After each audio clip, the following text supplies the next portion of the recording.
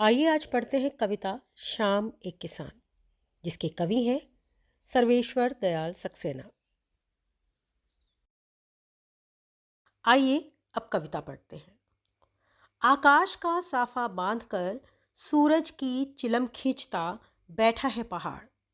घुटने पर पड़ी है नदी चादर सी, पास ही दहक रही है पलाश के जंगल की अंगीठी। आकाश दूर पूर्व में सिमटा बैठा है भेड़ों के गले सा। व्याख्या समझ लेते हैं। सर्वेश्वर दयाल सक्सेना जी ने अपनी कविता शाम एक किसान की इन पंक्तियों में शाम होने के समय दिखाई देने वाले प्राकृतिक दृश्य का बहुत ही सुंदर वर्णन किया है। कवि के अनुसार शाम के समय पहाड़ किसी बैठे हुए किसान की तरह दिख रहा है और आसमान उसके सिर पर रखी किसी पगड़ी की तरह दिख रहा है।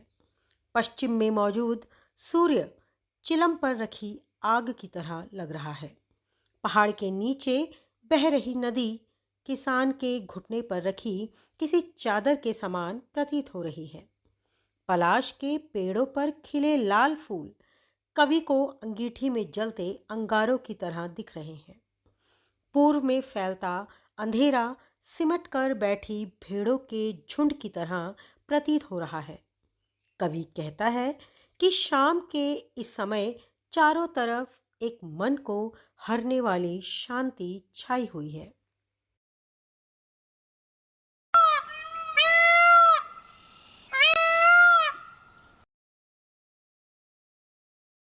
अब आगे की पंक्तियां पढ़ते हैं। अचानक बोला मोर, जैसे किसी ने आवाज दी, सुनते हो? चिलम औंधी, धुआं उठा, सूरज डूबा, अंधेरा छा गया। अब इसकी व्याख्या करते हैं।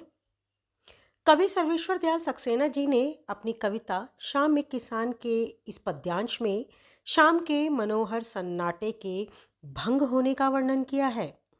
चारों तरफ छाई शांति के बीच एकदम से एक मोर बोल पड़ता है। उस मोर की आवाज सुनकर ऐसा लगता है जैसे मानो कोई पुकार रहा हो, सुनते हो? फिर सारा दृश्य किसी घटना में बदल जाता है, जैसे सूरज की चिलम किसी ने उलट दी हो, जिसके कारण जलती हुई आग बुझने लगी हो और धुआं उठने लगा हो। कहने का तात्पर्य यह है कि असल में अब सूरज डूब रहा है और चारों तरफ अंधेरा छाने लगा है।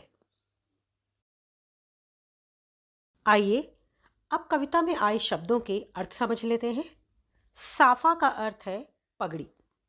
चिलम, हुक्के के ऊपर रखी जाने वाली वस्तु। चादर सी, इसका अर्थ है चादर के समान। दहक रही है का अर्थ है जल रही है। पलाश, यह एक प्रकार का जंगली वृक्ष जिस पर लाल रंग के फूल लगते हैं। सिमटा का अर्थ है दुबका हुआ और गल्ले सा का अर्थ है समूह के समान। अचानक का अर्थ है एकदम से, यकायक। औंधी, जिसका सिर या मुंह नीचे की ओर हो गया हो। पट, उल्टा या नीचे की ओर झुका हुआ।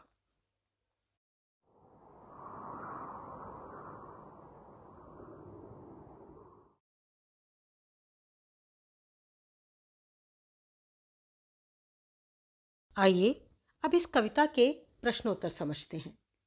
प्रश्न है कि इस कविता में शाम के दृश्य को किसान के रूप में दिखाया गया है।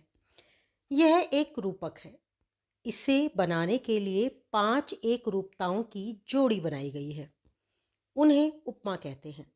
पहली एक रूपता आकाश और साफे में दिखाते हुए कविता में आकाश का साफा वाक्यांश आया है। इसी तरह तीसरी एक रूपता नदी और चादर में दिखाई गई है, मानो नदी चादर सी हो। अब आप दूसरी, चौथी और पांचवी एक रूपताओं को खोजकर लिखिए। उत्तर समझ लेते हैं। जिस प्रकार पहली एकरूपता आकाश और साफे में दिखाई गई है, वैसे ही दूसरी एकरूपता चिलम सूरज सी में, तीसरी एकरूपता नदी और चादर में, चौथी एकरूपता पलाश के जंगल की अंगीठी में और पांचवी एकरूपता अंधकार भेड़ों के गल्ले सा में दिखाई गई है।